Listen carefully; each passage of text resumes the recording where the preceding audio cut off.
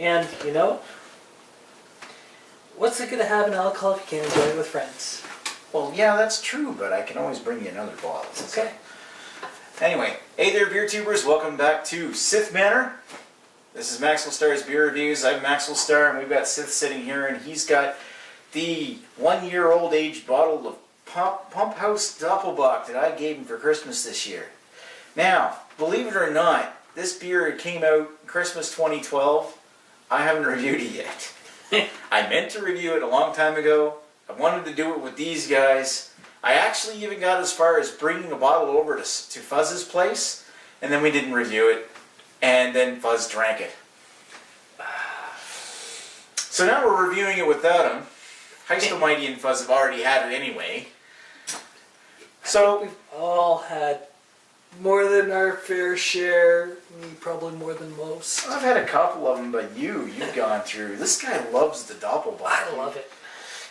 Man, how many cases have you had? Like 6? I've probably gone through 6 cases of it, and anytime I could find it, I picked up a case. Well, they only brewed it. It was only a limited batch brewing brewed for the 10th anniversary, which makes me very sad. They're still celebrating. Like, grab that Muddy River Stout bottle there.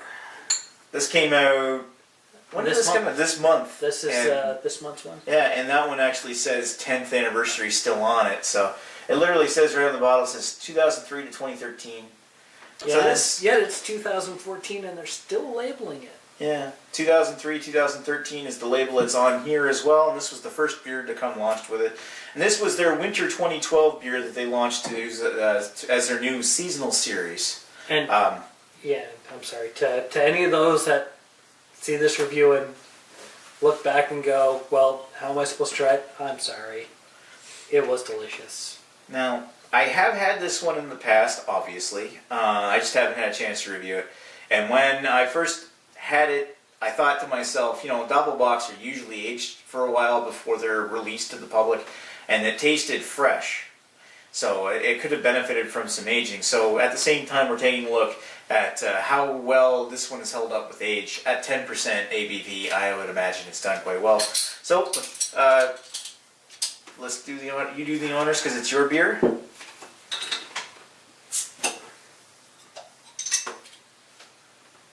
Come on, man, you do the first one.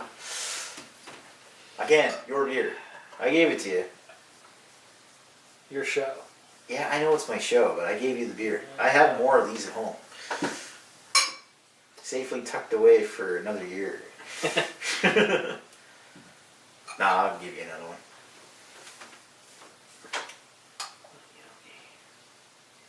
I'm a little bit of a hand when it comes to alcohol. I have trouble. I'm one of those bad ones that has trouble sitting on alcohol too long.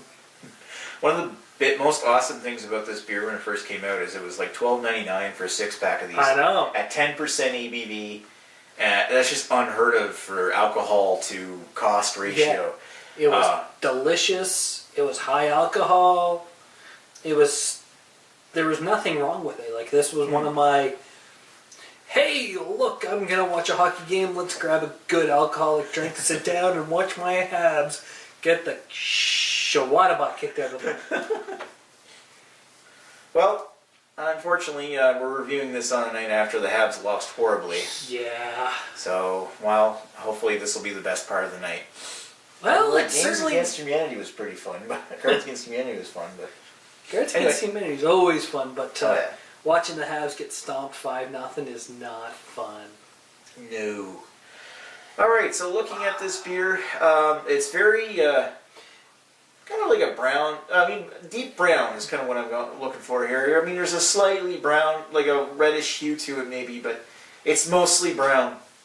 And it's got a yellow, what's that? There's a slight yellow hue. There's a slight yellow hue to that head that's reminding me of something. And actually, you know what, it's surprising that a 10% beer had that much head to begin with. Yeah. Because usually you'd think that, that much head dissipates right away.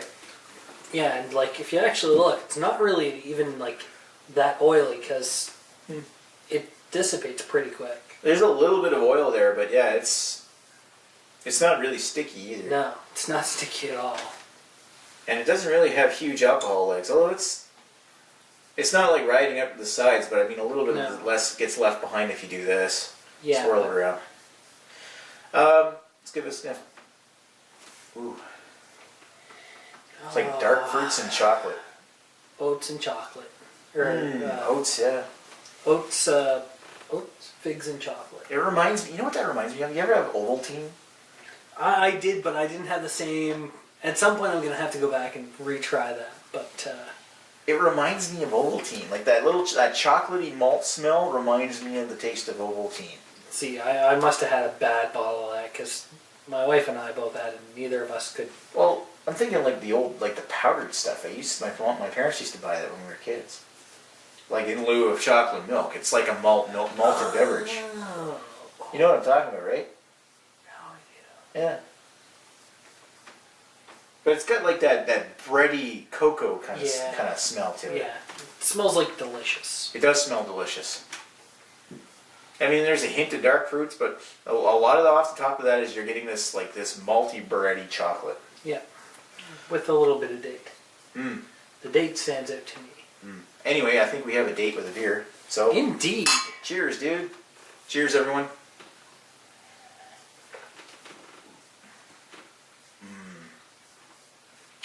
Man, I gotta say that's only gotten better with age.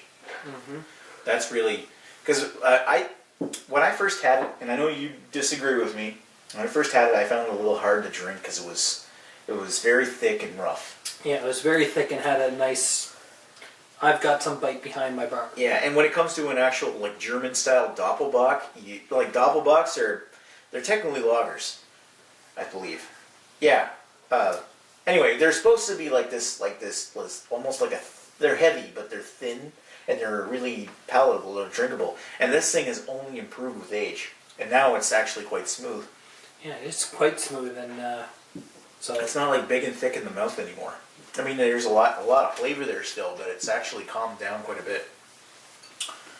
And at Pump House, if you're ever to make this again, which I sincerely hope you do, because it's awesome, sit on it for a year. Like age it in the fermenter somewhere in the back corner of your restaurant or your factory or wherever you brew this one, and release it after it's been aged a year. And you know what?